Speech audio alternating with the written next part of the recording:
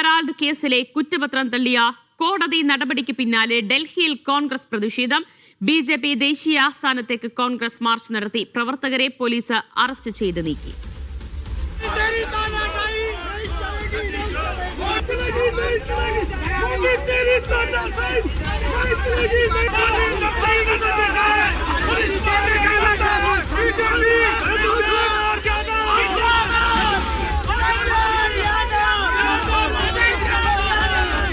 PR Aravind വിവരങ്ങൾ നൽകും. അരവിന്ദ്, ആരാണ് മാർച്ചിന് നേതൃത്വം നൽകിയത്? പ്രതിഷേധക്കാരെ പൂർണ്ണമായും അറസ്റ്റ് ചെയ്ത് നീക്കിയോ ഡൽഹി പോലീസ്?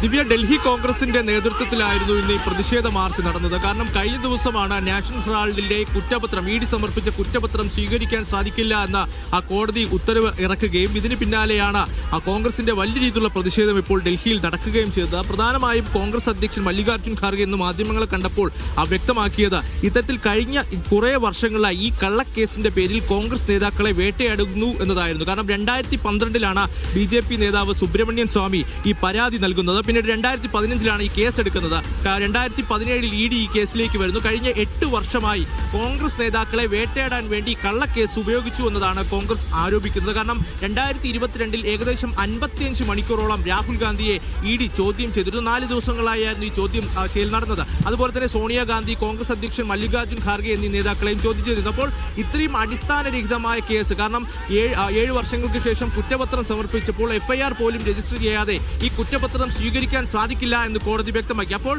അന്വേഷണ ഏജൻസികളെ ദുരുപയോഗം ചെയ്തുകൊണ്ട് കോൺഗ്രസ് നേതാക്കളെ വേട്ടയാടി എന്ന് തന്നെയാണ് കോൺഗ്രസ് ആരോപിക്കുന്നത്.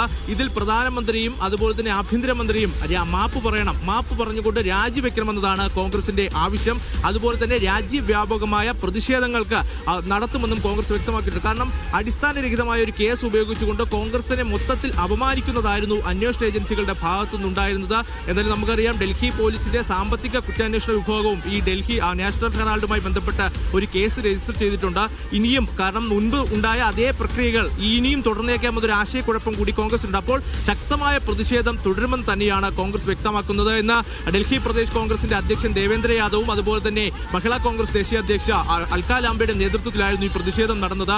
പ്രവർത്തകരെയും പ്രതിഷേധക്കാരെയും എല്ലാം വലിച്ചിഴച്ചുകൊണ്ടാണ് പോലീസ് ഇപ്പോൾ കസ്റ്റഡിയിലെടുത്ത് നീക്കിയിരിക്കുന്നത്. എന്തായാലും പ്രതിഷേധം അവസാനിച്ചിട്ടുണ്ട്. ഇവിടെ സുരക്ഷയ്ക്കായി ക്രമീകരിച്ചിരുന്ന ബാരിക്കേഡുകളടക്കം ഇപ്പോൾ പോലീസ് നീക്കുകയാണ്. എന്തായാലും ശക്തമായ പ്രതിഷേധം തുടരുമെന്ന് തന്നെയാണ് ദേവേന്ദ്ര യാദവ് അടക്കം വ്യക്തമാക്കിയിരിക്കുന്നത്. എത്രത്തോളം പോലീസ് തങ്ങളെ അടിച്ചമർത്താൻ ശ്രമിച്ചാലും തങ്ങളുടെ പോരാട്ടം തുടരും. കാരണം തങ്ങളുടെ നേതാക്കളെ ഒരു കള്ളക്കേസ് ഉണ്ടാക്കി പ്രതിരോധത്തിലാക്കാനാണ് BJP ശ്രമിച്ചത്. അത്തരം നടപടികൾക്ക് ഇനി തങ്ങൾ നിന്ന് കൊടുക്കില്ല എന്നതാണ് കോൺഗ്രസ് ഇപ്പോൾ ചൂണ്ടിക്കാണിച്ചിരിക്കുന്നത്. എന്തായാലും കോടതിയുടെ ഭാഗത്തു നിന്നുണ്ടായിരിക്കുന്ന ഉത്തരവ് അത് കോൺഗ്രസിനെ സംബന്ധിച്ചിടത്തോളം വലിയ രീതിയിലുള്ള ആത്മവിശ്വാസം വർദ്ധിപ്പിച്ചിരിക്കുകയാണ്.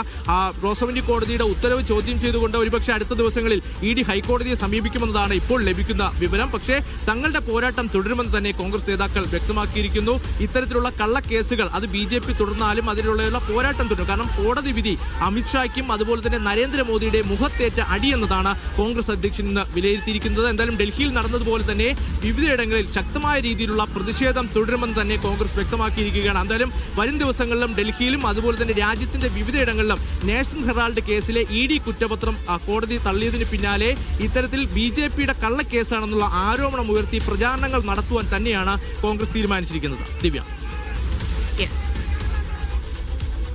जेल इस कांग्रेस की आवाज को दबा नहीं पाएगी, विपक्ष की आवाज को दबा नहीं पाएगी.